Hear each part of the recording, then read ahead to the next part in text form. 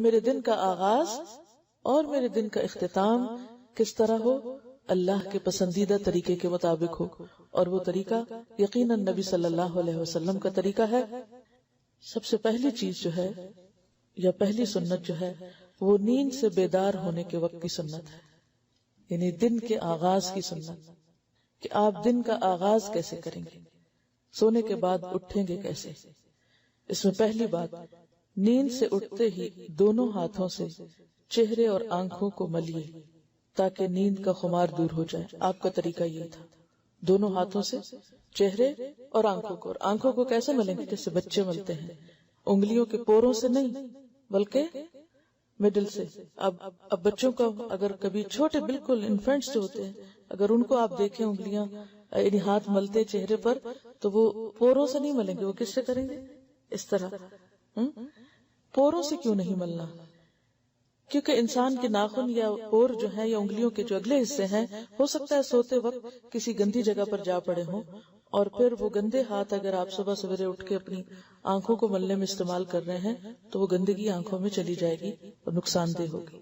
لیکن یعنی انگلیوں کے درمیان سے، اور جس طرح بچے آنکھوں کو ملتے ہیں اس طرح آنکھوں کو ملنا چاہیے۔ یہ ایک طرح سے ہلکی سی ایکسرسائز ہوتی ہے آنکھوں کی، اور اس سے انسان کو بیدار ہونے میں اور ایکٹیو ہونے میں اور فریش ہونے میں مدد ملتی ہے۔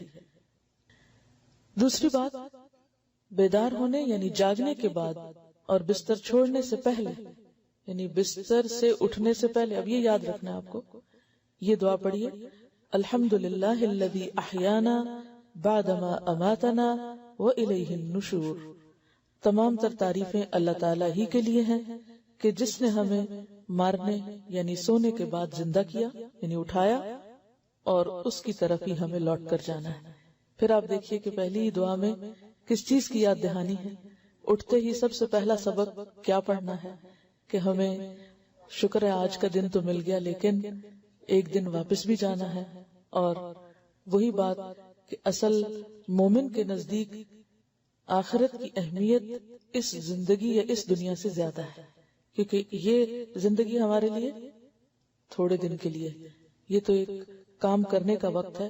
اصل جو ہمیں زندگی ملنے والی ہے، یا جہاں ہمیں رہنا ہے، یا جو ہمارا گھر ہے، یا جہاں ہمیں ہمیشہ ہمیشہ کے لیے بسنا ہے، وہ آخرت ہے۔ اور شیطان ہمیں اسی حقیقت کو بھلوائے رکھتا ہے۔ وہ ہمارے سامنے ہر روز صبح اٹھتے ہی اس دنیا کو سب سے بڑا مسئلہ بنا کے دکھاتا ہے۔ کوئی نہ کوئی غم سویرے اٹھتے ہی لاحق ہو جائے گا، کوئی نہ کوئی فکر اور کوئی نہ کوئی پریشانی، اور عموماً وہ کون سی ہوتی؟ دنیا ہی کے کسی مسئلے کی ہوتی۔ لیکن نبی صلی اللہ علیہ وسلم نے جو طریقہ سکھایا اس میں دنیا سے زیادہ آخرت کو اہمیت دی، اور جس شخص کی زندگی میں آخرت اہم ہو جائے اس کے نمبر ایک تو دنیا کے مسئلے کم ہو جاتے ہیں، اور نمبر دو یہ کہ وہ پھر حقیقی تقوی کے ساتھ زندگی بسر کرنے کی کوشش کرتا ہے۔ تیسری سنت، بخاری کی روایت ہے، جب تم میں سے کوئی نیند سے بیدار ہو تو 3 مرتبہ اپنی ناک جھاڑ کر صاف کرے، اس لیے کہ شیطان ناک کے نتنوں کی ہڈی پہ رات گزارتا ہے۔ اور یہ ظاہر ہے کہ بستر سے اٹھنے کے بعد جو وضو کریں گے تو فجر کی نماز کے لیے جب وضو کرتے ہیں، یہ سب سے پہلا وضو جب صبح کرتے ہیں، تو اس میں صرف ناک میں پانی نہیں ڈالنا چاہیے بلکہ ناک میں پانی ڈال کر باقاعدہ اس کو جھاڑنا چاہیے۔ اور اس میں بھی آپ دیکھیے کہ جب انسان ساری رات سوتا ہے اور سانس لیتا رہتا ہے تو طرح طرح کے سانس کے ذریعے جراثیم یا ڈسٹ یا کچھ بھی انسان کے ناک میں جا کے اٹک جاتا ہے، اور ایک لمبا وقفہ گزرتا ہے ناک کو صاف کیے بغیر۔ لہذا صبح سویرے اٹھ کر زیادہ اچھی طرح، اور 3 دفعہ کا ذکر ہے یہاں، ناک صاف کرنا چاہیے۔ اور یہ جو بات لکھی ہے کہ شیطان ناک کے نتنوں کی ہڈی پہ رات گزارتا ہے، اس کی اصل حقیقت تو اللہ ہی کو معلوم ہے۔ ایسی چیزیں متشابہات میں سے ہیں جن کو ہم دیکھتے نہیں، چونکہ ہم غیب پر ایمان لاتے ہیں، اس لیے ہم جو بھی رسول اللہ صلی اللہ علیہ وسلم فرماتے ہیں اس کو مان لیتے ہیں کہ ایسا ہی ہوگا۔ اور یہاں آپ دیکھیے کہ اگر دیکھا جائے تو یہ کتنی بہترین سنت ہے کہ صبح سویرے انسان اٹھ کر اپنی نجاستوں کو صاف کرے۔